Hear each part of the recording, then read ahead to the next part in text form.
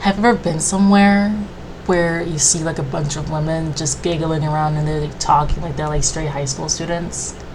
And you see the person that they're giggling around and being very friendly and stuff is someone who is older to them, and they show, because of course you're supposed to show respect to someone who's older than you, but it looks like they're a little bit too familiar with this person. And so so a couple weeks ago, there was this Netflix series that came out with, well, the name of it is In the Name of God, A Holy Betrayal, which talks about the JMS Church of South Korea, where this man, Jung Myung Sok, I hope I'm pronouncing that right, he is the founder and the, what's it called, like the pastor, like the main overhead lord guy of this specific church called JMS. So after watching the series, it kind of got me thinking that, no, no, no, no, no, no, none of this can be real. This is just nothing but a fairy tale. But then when you do some more research on it and actually pay attention to what's been going on in the series, and you start to actually like put two to two together, where you're like, oh, holy shit, this is actually real. This is actually very, very true. And so, and it all started back in 1980, where he started a small church called Aichun Church, or Church of Providence, which is where, he had like this big, was it this, it's like kind of like it was pretty big at the time, because of course it was 1980, where he would have like these events at these pep rallies and these events at these colleges. So yeah, of course there'll be like young people in school who are probably come from a very, very strong religious background, and walk up to him or walk up to some of his followers, and they will be willing to join JMS Church. So, without them really knowing about what's really going on. But it wasn't until the 1990s where Jung Myuk Sok fled from North Korea to Hong Kong, China, where it started like coming out where he was abusing his female followers. Now, that again, this is just completely crazy, but it's actually very, very all true. And a lot of his followers did not believe that their pastor would do these things to these women, and some of the women that he would do these things to would most likely be in like dismay or like not believe it either, because to them Jung Myo So was the Lord. Like, that's how deep it got. And well, yeah, this man, he fled from South Korea to Hong Kong because he basically he got caught. There is no lie about it. The man got caught. And so yeah, and then later in the series, there's this young woman. Her name, her name comes up a lot in the series. Her name is Maple Yin, who, in my opinion, very strong, very brave to talk about her moments and being abused in this cult. Well, I would like to call it a cult. Most people, most sources I've seen, some of the writers, they want to call it a cult, but I call this shit a cult. Okay, it's a freaking cult. So this, and I oh my gosh, this is the part when you sit down and watch the documentary. Her whole story made me freaking cry. I mean, she was just so, what's the word I'm looking for? She was just so strong-willed about what she was saying, and that just broke my heart, man. So anyway, she was just a young high school student living her carefree days, worrying about homework and tests in the bright city of Hong Kong. And then one day she gets approached by a fellow JMS member in the bright year of 2012. She joins the JMS church, and even though the leader is presumably in jail for 10 years because most of these crimes, they've come alight, right? And so, okay, he's in jail for 10 years, And while he's in jail, he gets pictures of these women, of these new followers of these women, of either in their bikinis or their nudes. And he would just look at these women and he would invite them to meet him and while he was in jail. And so after he gets out of jail, he completely gravels toward Maple. And he like loved this girl. Like he loved everything about her. Like especially she would sing for the church. Because he loved her singing voice. So she would sing for the church. She was an anchor. And he presumably praised the hell out of her, right? And also, plus she was a very popular member of the church. And so after a while, Jung Myuk Sok invited her over to his house, and that's the day that he assaulted this poor girl on multiple occasions. And the documentary really gets on that part, and it's just so sad. It's just mind-boggling of how this man would do this to such young, vulnerable girls. Like, it's just unbelievable. And he would tell her like things like just effed up shit where like if you tell your dad he wouldn't understand, or I'm just giving you the Lord's love, right? And that's exactly what people would tell her, that she would go to her other followers, and especially in one of the interviews that she mentioned that she talked to someone that she confided in while at her time at JMS, and this person tried to literally brush it off and just tell her, oh wow, he did that, he must really love you, or like, oh, he just wants to give you all of his love. It's just, I don't know, it's just very, very sick and twisted in my mind, and then after that she tries to leave the church, and she does leave. Good for her. I mean, goddamn good for her for stepping out of this crazy shit. And she tries to expose JMS, but then people in the members of the church tries to stop her, and bullshit happens, especially when she's having the interview, and they try to chase her and shit like that.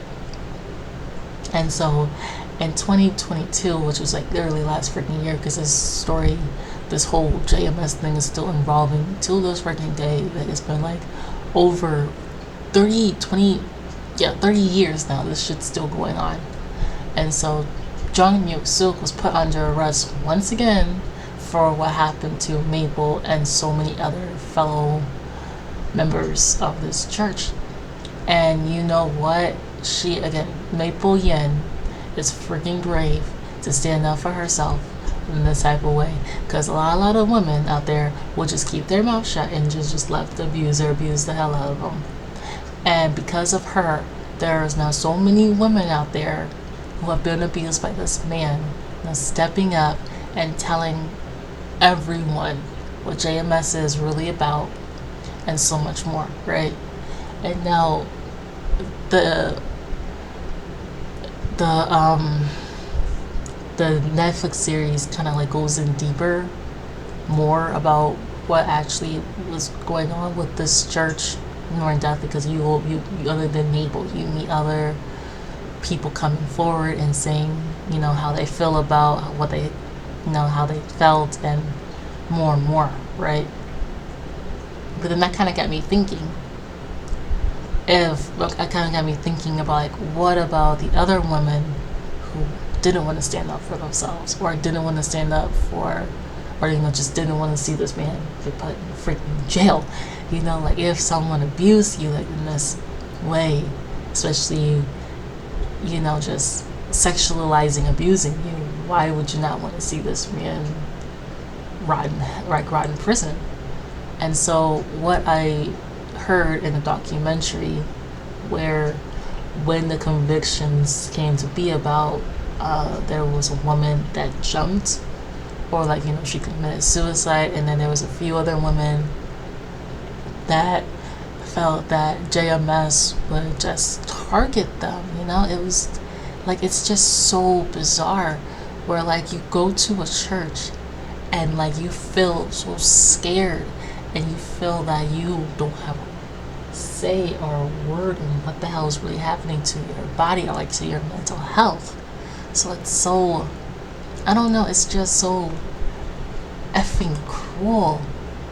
And it's just all because of one simpleton man who believes that he, of all things, can just do this, right? And it's like, oh my gosh. And then while he's also in China, he also starts this whole other, though he tries to start this new church or something. He tries to get new followers in China, and he commits his crimes in China. He even went to Malaysia, and then he also had another church in Australia, and he had assaulting some of his followers and sexually abusing an Australia follower, and much, much, much more. And it's just so sickening, you know. And then some of his stuff would be on national television, like the Christian, like the Christian Korean shows and stuff, when you'll have his sermons on like broadcasting channels, especially back in the day.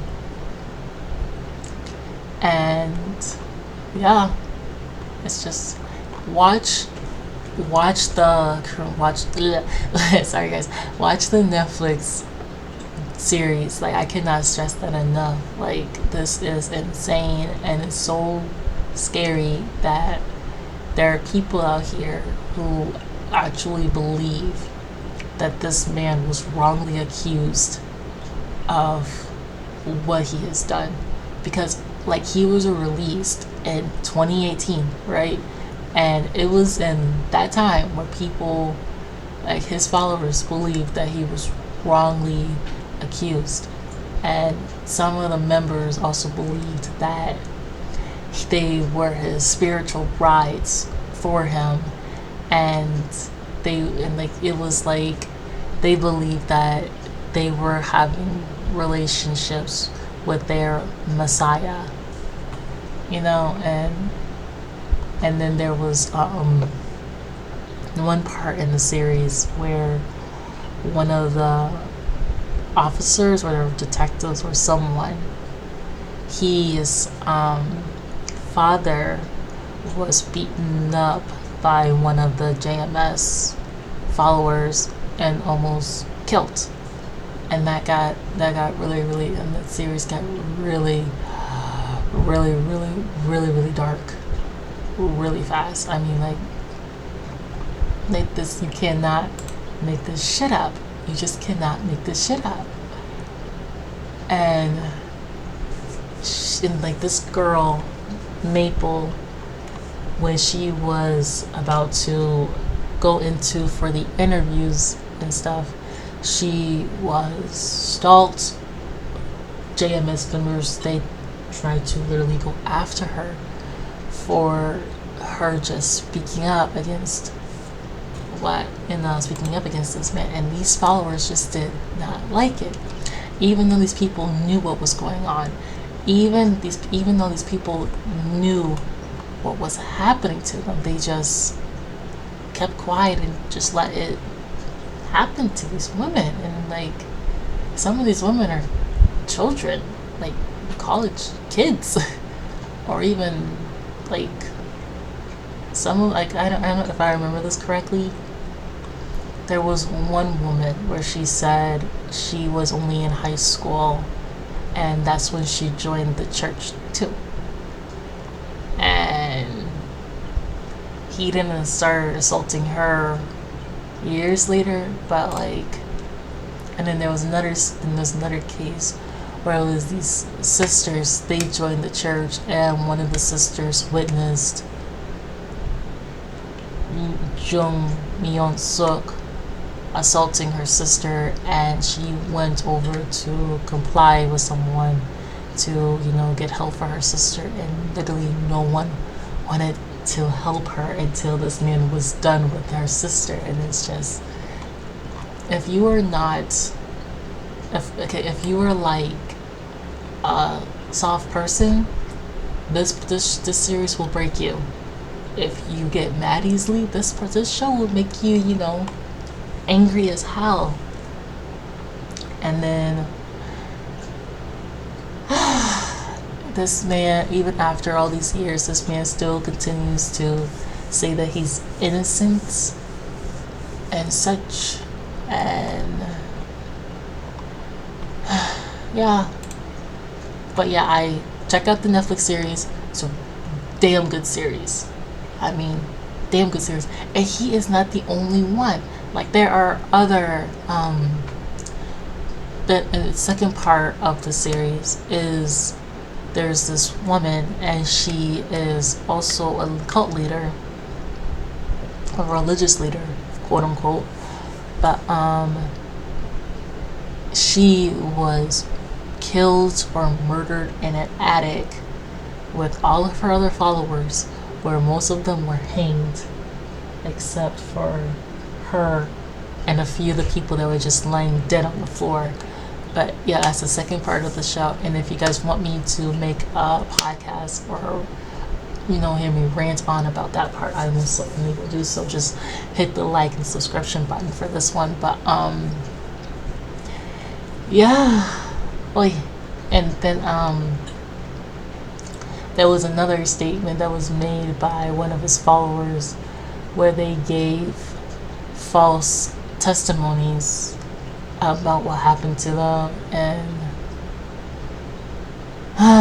it's just very heartbreaking. This is very heartbreaking. And I've heard that there've been a few articles going circling around about Jung Myung Suk. I'm probably pronouncing his bastard's name wrong, but Jung Myung Suk. And he went from China, he went from Korea to China. They found out about his crimes in China. Then he went to Japan, where he had more female followers, and he would also insult them too, and he even got a home and everything. And then he even went, and after he was done with Japan, he went straight to freaking Taiwan. So this man literally had warrants from Korea, Hong Kong, Japan, Taiwan. Then he went to freaking Australia. I mean, it's like this man had 5 freaking warrants and 5 different freaking countries. Like, I don't know. I don't know. But anyway, thank you so much. I will post. I'm sorry that my posting schedule is a little iffy right now, but I promise you I will get back on to posting more videos later on and having more of a set date, which is like driving me crazy because I know you guys are just yelling at me saying, when the hell are you going to post another video? I want to see another goddamn video. I know y'all love my videos, y'all. I know. So, like and hit that subscribe button. I'll see you guys in the next video. Bye bye.